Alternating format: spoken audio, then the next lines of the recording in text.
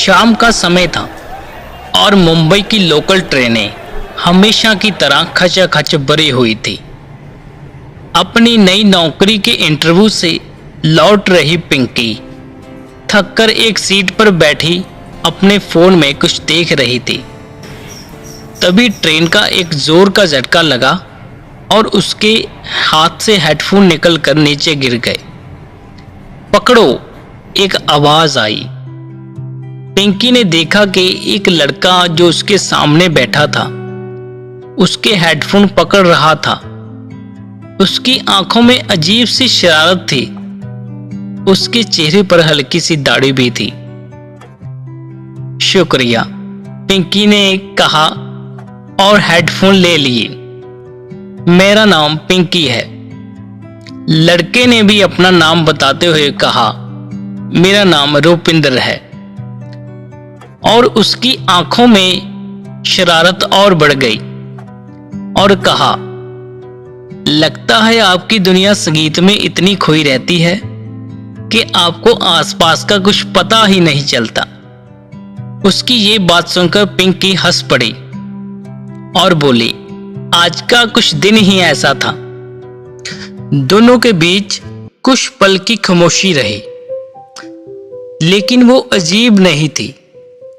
रूपिंदर ने पिंकी के हाथ में पकड़ी वो फाइलों पर नजर डाली और पूछा, आज इंटरव्यू था?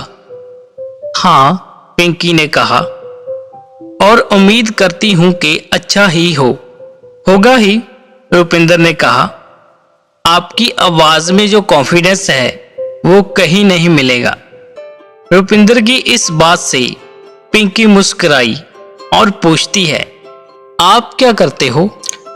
मैं एक कैफे चलाता हूं, यहां से थोड़ी ही दूर है। कभी आना हो तो बताना। जरूर जी जरूर, पिंकी ने मुस्कुराते हुए जवाब दिया। अगले ही स्टेशन पर ट्रेन रुकती है। पिंकी अपनी सीट से खड़ी हुई, बोली, मुझे अब उतरना होगा। रूपिंदर, इतनी जल्दी? रूपिंदर की ये बात सुनकर पिंकी मुस्कुराती है। रूपिंदर ने अपने बैग से अपना विजिट कार्ड निकाला और पिंकी को पकड़ाने के लिए अपना हाथ जैसे ही आगे बढ़ाता है, पिंकी ने एक आखिरी मुस्कान दी और स्टेशन की भीड़ में उतर गई। रूपिंदर ट्रेन में अपना कार्ड हाथ में लेकर ही खड़ा रह गया। दोनों के मन में एक ही सवाल चल रहा था, क्या ये सिर्फ एक मौका था या किसी नई शुरुआत का इशारा?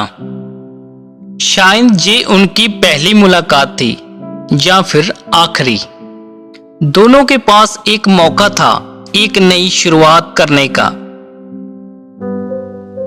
तो देखा दोस्तों, कभी कभार सफर में अजनबियों से मुलाकात बस कुछ पल की ही होती है। वह जिंदगी को एक नया मोड़ दे जाती है और हमेशा की तरह ये मुलाकात अक्सर अधूरी ही रह जाती है।